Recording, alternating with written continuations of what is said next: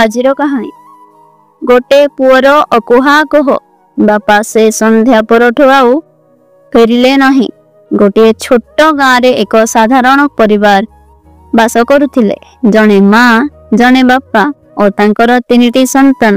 ବଡ଼ ଝିଅର ବୟସ 22 ବର୍ଷ, ମଝିଆ ପୁଅ 17 ବର୍ଷର ଓ ସବୁଠୁ ସାନ ପୁଅ ମାତ୍ର 13 ବର୍ଷର ଥିଲା।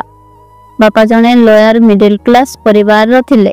ସେ ଗାଈ କ୍ଷୀର ବିକ୍ରି କରିବା ସହ ସାଇକେଲ ମେକାନିକ ମଧ୍ୟ ଥିଲେ। କିଛି ଦିନ ପୂର୍ବରୁ ତାଙ୍କର ଝିଅ ନିଜ ଇଚ୍ଛାରେ ବିବାହ କରିଥିଲେ। ବର୍ତ୍ତମାନ ଘରେ 4 ଜଣ ହିଁ ରହିଗଲେ। ଦିନେ ସନ୍ଧ୍ୟା ସମୟରେ ବାପା କ୍ଷୀର ବୋତଲ ନେଇ ପାଖରେ ଥିବା ଗାଁକୁ ଯିବାକୁ ବାହାରିଲେ।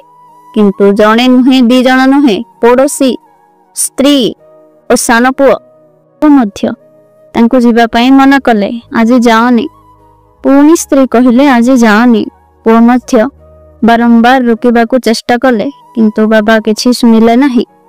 ପୁଅ କଥାକୁ ବି ଆଡ଼େଇ ଦେଇ ଚାଲିଗଲେ। ସେଦିନ ବଡ଼ ପୁଅ ଡିଷ୍ଟ୍ରିକ୍ଟ ଡ୍ରାମା କମ୍ପିଟିସନ ପାଇଁ କଲେଜ ତରଫରୁ ଯାଇଥିଲେ।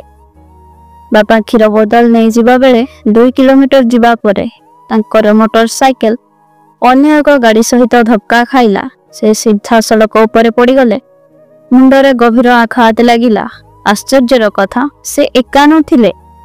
ପଛରେ ଅନ୍ୟ ଜଣେ ଯୁବକ ବସିଥିଲେ, କିନ୍ତୁ ସେ ଯୁବକର କିଛି କ୍ଷତି ହେଇନଥିଲା।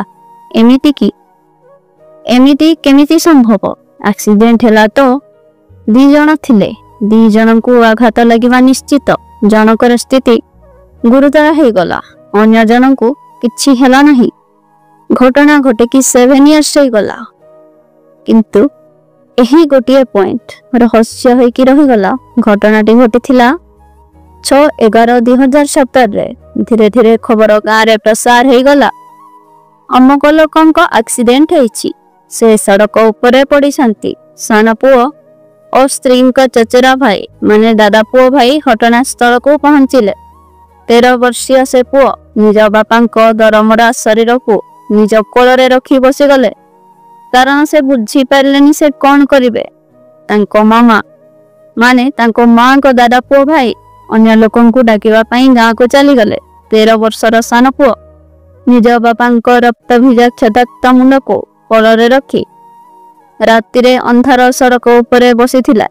ଭାବି ପାରୁଛନ୍ତି, ମାତ୍ର 13 ବର୍ଷର ପୁଅ ନିଜ ଆହତ ବାପାଙ୍କୁ, ଯାହାର କିଛି ହୋସ୍ ହିଁ ନଥିଲା, ପାଟି ଫିଟୁ ନଥିଲା। ପିଲାଟିର ହୃଦୟ କେତେ କଷ୍ଟ ପାଉନଥିବ। ତାର ବୟସ ବା କେତେ?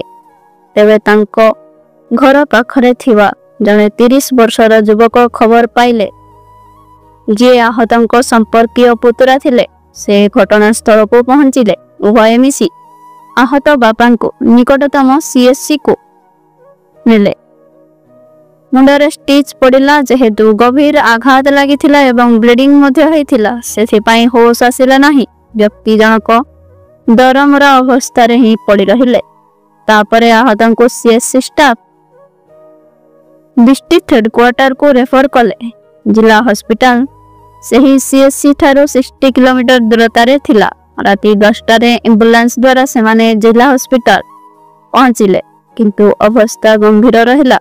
ତାଙ୍କ ଶାରୀରିକ ସ୍ଥିତିରେ କିଛି ସୁଧାର ଆସିଲା ନାହିଁ। ସେଥିପାଇଁ ତାପରେ ଡିଷ୍ଟ୍ରିକ୍ଟ ହେଡକ୍ୱାର୍ଟରରୁ ଅନ୍ୟ ଜିଲ୍ଲା ମାନେ ପଡ଼ୋଶୀ ଜିଲ୍ଲା ମେଡିକାଲକୁ ପଠାଗଲା। ଆହତଙ୍କ ସହିତ ମାତ୍ର 3 ଜଣ ଥିଲେ। ତାଙ୍କ ମାତ୍ର 13 ବର୍ଷର ସାନ ପୁଅ ଓ ତାଙ୍କ ସମ୍ପର୍କୀୟ 2 ଜଣ ପୁତୁରା। ସୋମବାର ରାତିରେ ଆହତଙ୍କୁ ICUରେ ରଖାଯାଇଥିଲା।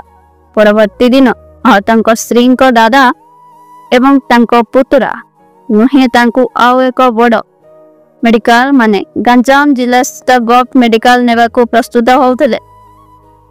ସେମାନେ ଅଧ ରାସ୍ତାରେ ପହଞ୍ଚିଥିଲେ, ଫୋନ୍ ଆସିଲା, ସେ ଆଉ ଏବେ ଏ ଦୁନିଆରେ ନାହାନ୍ତି।